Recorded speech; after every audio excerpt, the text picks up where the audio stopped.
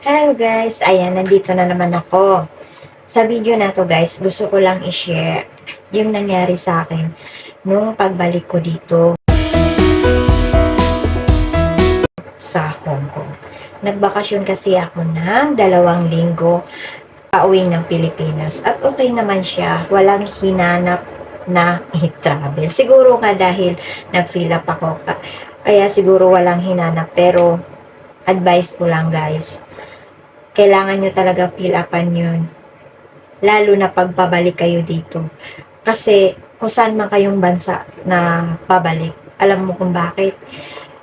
Ang dami talagang pagpabalik na. Yung sa atin, sa Pinas, yung sa immigration. Doon yung pinakamahirap na. Ang tagal. Bali, mga 1, 2 oras bago ka makalagpas doon sa immigration na yun. Yun yung naging dahilan kung bakit naiwanan ako ng eroplano.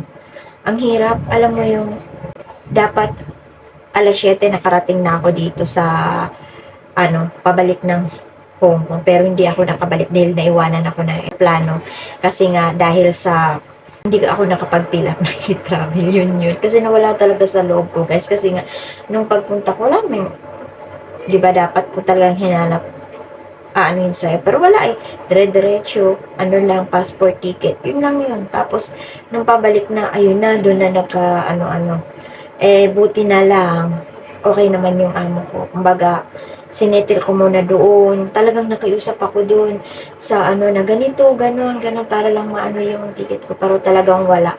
Alam niyo nangyari? Nag, sila ng panibagong ticket para lang makabalik ako dito. Hindi na inano yung dati na, kumbaga, parang refund na lang na gano'n. Hindi nangyari yun. At saka alam niyo yung nangyari na maraming mga pasahero, hindi lang ako. Kumbaga, meron kasi nga dahil nga nakausap ko sila, nakastack kasi kami doon para lang kakausapin namin yung ng eroplano, ganito, gano'n. Andun nagsishare-share ng mga kung anong ng mga naging dahilan. At isa yun sa mga dahilan kung bakit naiwanan. Tapos traffic. Grabe, sobra. Kaya, ang mag-advise ko lang sa inyo guys, para hindi na kayo maabala pa, dire-diretso yung pag-uwi nyo para kahit maano lang, fill upan nyo yung travel nyo. Tapos, papakita ko sa inyo ha, ito yung proof niya kung gaano katagal doon sa immigration bago ka makalagpas. Itong video na to, wala akong ginawa doon kundi mag-video. Ito yung umpisa ng pila guys. Pagka mo sa immigration, kumbaga haharangin ka kasi doon, tatanong sa'yo kung may e-travel ka. Kaya ito yung umpisa ng linya. Tingnan mo naman, diba? Tapos, ang daming tao. Ay nako, dito na parang naano yung oras ko. Kaya naisip ko, orasan ko siya kung ilang oras talaga ako makalusot dito sa pila na to. 5:15 yan guys.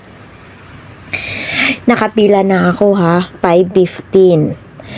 Tapos, 5:40 na. Wala pa. Hindi pa ako sa tapat niya. Nasa kalagitnaan pa lang ako. Kaya nang dahil sa inip ko, nag-video-video talaga ako. Ganun naman talaga ako. Yun yung parang nakasanayan ko na pag nainip ako. 5:54 na guys. Nasa tapat na ako niyan. Ayan na. Nasa tapat na ako. Kaya malapit na guys. Hay, sa wakas. 6 a.m. na, and then grabe.